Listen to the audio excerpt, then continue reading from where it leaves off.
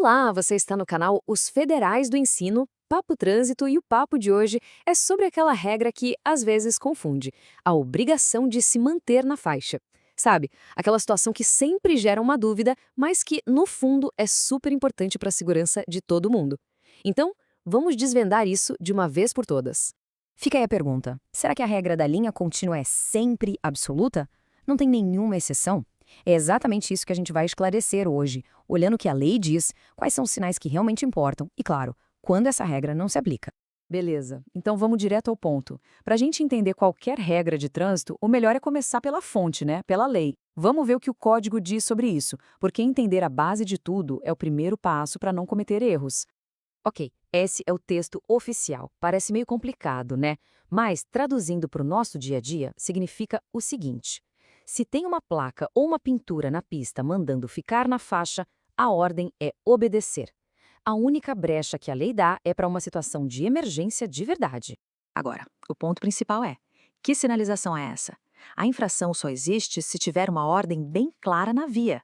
Então vamos ver exatamente quais são os sinais que acendem o alerta e exigem a nossa atenção.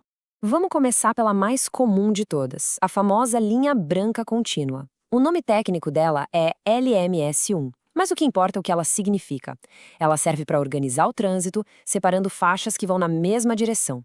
Pensa nela como se fosse uma parede invisível, que está ali por um motivo de segurança. E aqui, gente, a regra não podia ser mais clara. Se a linha contínua e branca, não pode mudar de faixa por cima dela, ponto final. Fazer isso é justamente a infração 57030. Simples assim. Agora vamos sair da pintura do chão e olhar para cima, para as placas. Essa aqui é a R27. Presta atenção que ela é bem específica. Quando um motorista de ônibus, caminhão ou outro veículo grandão vê essa placa, o recado é direto para ele. Exatamente. Se essa placa R27 estiver lá, os veículos maiores têm que ficar na faixa da direita. E por quê? É simples, para dar mais fluidez e segurança para o trânsito, deixando as faixas da esquerda mais livres para os veículos menores e mais rápidos. Sair dali sem um bom motivo, como uma ultrapassagem permitida, é infração. Agora, dá uma olhada nessa outra placa, a R23. Reparou que o desenho é de um carro de passeio? Isso já dá uma dica muito importante. A ordem aqui, meu amigo, é para todo mundo. Isso mesmo, diferente da outra placa que era só para os pesadões, a conserve-se à direita vale para carros, motos, caminhões, para todo mundo. A ideia é a mesma, organizar o fluxo e deixar a esquerda livre para quem precisa ultrapassar. Isso deixa o trânsito melhor e mais seguro. Agora, se liga nessa dupla de placas aqui, a R8A e a R8B. Elas são bem diretas, proibindo que a gente fique dançando entre as faixas. A R8A proíbe ir da esquerda para a direita. Já a R8B faz o contrário, proíbe ir da direita para a esquerda. Elas geralmente aparecem antes de túneis ou saídas importantes.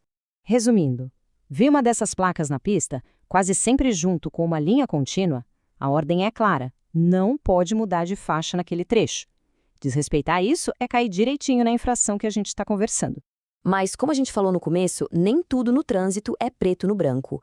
A lei prevê algumas situações onde a regra não se aplica. E olha, conhecer as exceções é tão importante quanto conhecer a regra. Aqui está a principal exceção para as placas R23 e R27. Um caminhão, por exemplo, pode sim sair da faixa da direita, mas só com o objetivo, fazer uma ultrapassagem onde isso for permitido. O erro é ficar trafegando sem motivo na faixa da esquerda. E tem mais algumas situações importantes. Primeiro, se não tiver placa nenhuma, nem linha contínua na pista, essa infração específica não existe. Segundo, numa emergência de verdade, como o desviar de um obstáculo que surgiu do nada, a manobra se justifica. E por último, um ponto que confunde muita gente. Mudar de faixa para virar em outra rua é uma manobra de conversão.